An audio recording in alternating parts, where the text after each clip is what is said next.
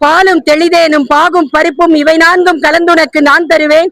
கோலம் செய் துங்க கரிமுகத்து தூமணியே, நீ எனக்கு சங்க தமிழ் மூன்றும் தா.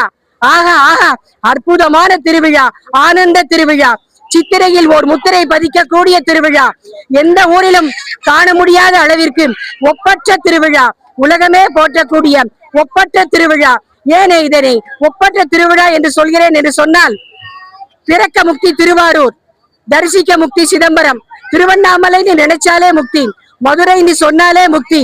அப்பேற்பட்ட முக்தி கஷேத்திரம், அதுவும் சொல்லக்கூடிய ஆலாசிய கஷேத்திரம், கடம்பவன கஷேத்திரம், 64 திருவிளையாடல்களை சிவபெருமான் நடத்தி காட்டிய திருத்தலம் இது.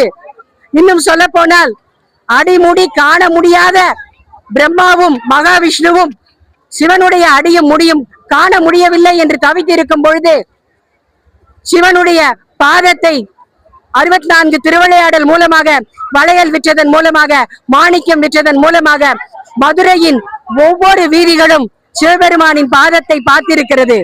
அதே போல பிட்டுக்கு மண் சுமந்து பெரும்படிப்பட்டார் சிவபெருமான். ஆதலால் பிட்டுக்கு மண் சுமந்ததன் காரணமாக மதுரை மண்ணை சொக்கநாத பெருமான் சுமந்திருக்கிறார். இதனால் மதுரைக்கு பெருமை, மதுரை மக்களுக்கும் பெருமை, நாம் அனைவருக்கும் பெருமை. நேற்று முன்தினம் பட்டாபிஷேகம் சீரும் சிறப்புமாக சிங்காரமாக நடைபெற்றது. பட்டத்து அரசியாக சொக்கநாத பெருமான், அங்கு மீனாட்சி ஆகப்பட்டவள் பட்டத்து அரசியாக அங்கு மீனாட்சி ஆகப்பட்டவள் வேப்பம்பூ மாலை சாற்றி கொண்டு, பாண்டிய மன்னர்களுக்கே உரித்தான வேப்பம்பூ மாலை சாற்றி கொண்டு முந்தா நாள் பட்டாபிஷேகம் நடைபெற்று பவனி வந்தாள். நேற்று 8 திக்குகளிலும் வெற்றி பெற்று நிறைவாக சொக்கநாதரையும் வெற்றி பெற்றாள் என்றுதான் சொல்ல வேண்டும். ஏன் என்று சொன்னால், மீனாட்சி அம்பிகை வெற்றி பெற்றாள், சொக்கநாதர் வெற்றி பெற்றார். அம்பு விட்டார்கள், அம்பு விடவில்லை, அன்பை விட்டார்கள். குடும்பம் என்று சொன்னால் குடு இன்பம், அதுதான் குடும்பம். குடும்பத்தில் கணவனும் மனைவியும் ஒருவருக்கொருவர் விட்டு கொடுத்து ஏற்ற தாழ்வுகளை சரிசமமாக சீர்தூக்கும் துலாக்கோல் போல் எடுத்துக்கொண்டு குடும்பம் நடத்தினால் எல்லா வாழ்க்கையும் பெற்று, எல்லா விதமான வளங்களும் பெற்று, 16 விதமான நலன்களும் பெற்று சீரும் சிறப்புமாக சிங்காரமாக வாழ்வதற்கு இறைவனும் இறைவியும் நடத்தி காட்டிய திருவிளையாடல்களில் இதுவும் ஒன்று. இந்த திருமண வைபவத்தை பார்ப்பதன் மூலமாக நம்ம வீட்டு பெண் குழந்தைகளுக்கு திருமணம் நடக்க வேண்டும், நம்மளுடைய ஆண் குழந்தைகளுக்கு திருமணம் நடக்க வேண்டும். பேரன் பேத்தியோட, கொள்ளு பேரன் பேத்தியோட 100 ஆண்டு காலம் சதாபிஷேகம் செய்து கொண்டு வாழ வேண்டும் என்று சொல்வார்கள். இன்றைய நிலையில் ஆன்மீகத்துறையாக இருந்தாலும் சரி, அறிவியல் துறையாக இருந்தாலும் சரி, விஞ்ஞானத்தின் வளர்ச்சியோடு மெய்ஞானத்தின் வளர்ச்சியும் சேர்ந்து தொழில்நுட்ப கலைஞர்கள் நமது வீட்டு வரவேற்பறையில் டெக்னீஷியன் என்று சொல்லக்கூடிய அந்த தொழில்நுட்ப வைபவத்தில் நம்ம வீட்டு வரவேற்பறையில் காட்டுகிறார்கள். இதற்கு ஊர்கூடி தேரெழுப்பது என்று சொல்வார்கள். காவல்துறை அன்பர்கள், ஆன்மீக பெருமக்கள், ஆன்றோர் பெருமக்கள், சான்றோர் பெருமக்கள் அனைவரும் தூங்கா நகரம் என்று சொல்லக்கூடிய இந்த தூங்கா நகரத்தில் அவரவர்கள் பணியை, அவரவர்கள் கடமையை சீரும் சிறப்புமாக சிங்காரமாக செய்து வரக்கூடிய இந்த மதுரை என்றுமே உலகத்திற்கே எடுத்துக்காட்டாக விளங்கும் என்பதில் எந்தவித ஐயப்பாடும் இல்லை. எத்தனையோ திருவிழாக்களை பார்த்திருக்கிறோம். இந்த 10 நாட்கள் திருவிழாக்கள் பாங்கான திருவிழாக்கள் என்று சொல்ல வேண்டும். எந்த ஊரில் திருவிழா நடந்தாலும் சிறப்புதான். ஆனால் நாம் மதுரையில் பிறப்பதற்கே பாக்கியம் பெற்றிருக்க வேண்டும். அத்துணை பேரும் தங்களது பணிகளை செவ்வனே செய்து வருகிறார்கள். இதில் எந்த விதமான குறைபாடும் இல்லை. குறையொன்றும் இல்லா கோவிந்தா என்று சொல்லக்கூடிய அந்த கோவிந்தனின் தங்கையான அம்பிகைக்கு இன்று திருமாங்கல்ய தாரணம் என்று சொல்லக்கூடிய திருநான் பூட்டக்கூடிய வைபவம் சற்று முன்னே நிகழ்ந்தது.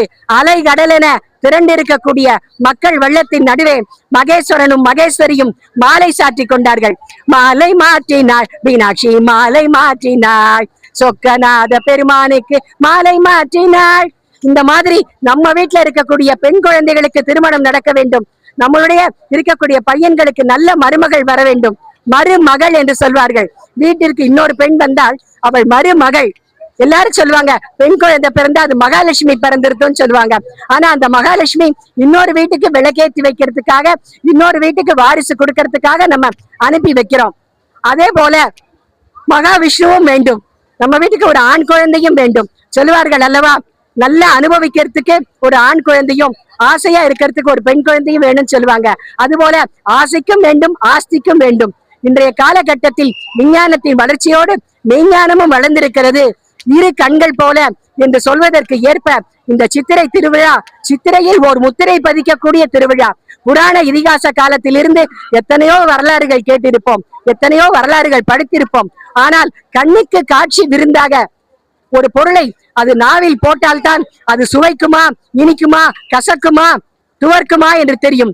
அதுபோல அறுசுவை என்று சொல்லக்கூடிய கண்ணுக்கும் விருந்தளிக்கக்கூடிய காட்சியை இங்கு நாம் கண்டு களித்தோம். அது மட்டுமா, எங்க பார்த்தாலும் நீர்மோறு, எங்க பார்த்தாலும் பானகம், எங்க பார்த்தாலும் மக்கள், மதுரை மக்கள் அன்பான உபசரிப்பு. வாங்க அப்படின்னு சொல்றதுலயே ஒரு சந்தோஷமான ஒரு மகிழ்ச்சியை நாம் காண முடிகிறது.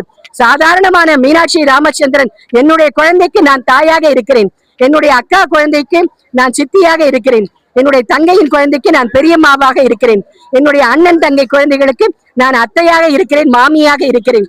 சாதாரண இந்த ஜென்மமே அத்தை, மாமி, பெரியம்மா, சித்தி என்று இத்தனை பெயர் சூட்டி இருக்கும் பொழுது புவன மாதா, லோக மாதா என்று சொல்லக்கூடிய மீனாட்சி மதுரையில் மீனாட்சியாகவும், காஞ்சியில் காமாட்சியாகவும், காசியில் விசாலாட்சியாகவும், திருக்கடவூரில் அபிராமியாகவும், சிதம்பரத்தில் சிவகாமியாகவும், இப்படி ஒவ்வொரு ஊரில் ஒவ்வொரு பேராக அழகாக அற்புதமாக லோக மாதாவாக, புவன மாதாவாக, புவனங்களை படைத்தவளாக, புவனேஸ்வரியாக காட்சி தருகிறாள்.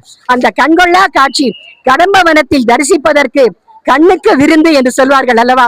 கடம்பவனத்தில் இந்த கண்கொள்ளா காட்சியை இந்திரன் சாப விமோசனம் பெற்ற ஒரு தலம் அல்லவா? நாம் அனைவரும் பிறந்த பிறவியின் பயனை அடைந்து விட்டோம் என்று சொல்ல வேண்டும். அறம், பொருள், இன்பம், வீடு என்று சொல்வார்கள். தர்மத்தின் வழியே பொருளை சம்பாதிக்க வேண்டும். பொருள் என்று சொன்னால் அது பணம் மட்டும் அல்ல, வாழும் வாழ்க்கைக்கு ஒரு அர்த்தம் வேண்டும். நல்ல பதவியில் இருந்தோம், நல்ல விஷயங்களை 4 பேருக்கு செய்தோம் என்று வாழ்க்கைக்கு ஒரு அர்த்தம். ஏதோ பிறந்தோம், ஏதோ வளர்ந்தோம், ஏதோ வாழ்ந்தோம், ஏதோ இருந்து விட்டு போனோம் என்று இருக்கக்கூடாது. வாழும் வாழ்க்கைக்கு ஒரு அர்த்தம் வேண்டும். அந்த அர்த்தத்தை உணர்த்துவது மதுரை மக்கள். மீனாட்சியின் அருளாசியால் அனைவருக்கும் சகல சௌபாகியங்களும் கிடைக்க வேண்டும் என்று அடியேன் மீனாட்சி ராமச்சந்திரன் பணியோடு வேண்டி விரும்பி கேட்டுக்கொள்கிறேன். அனைவருக்கும் நன்றி, வணக்கம்.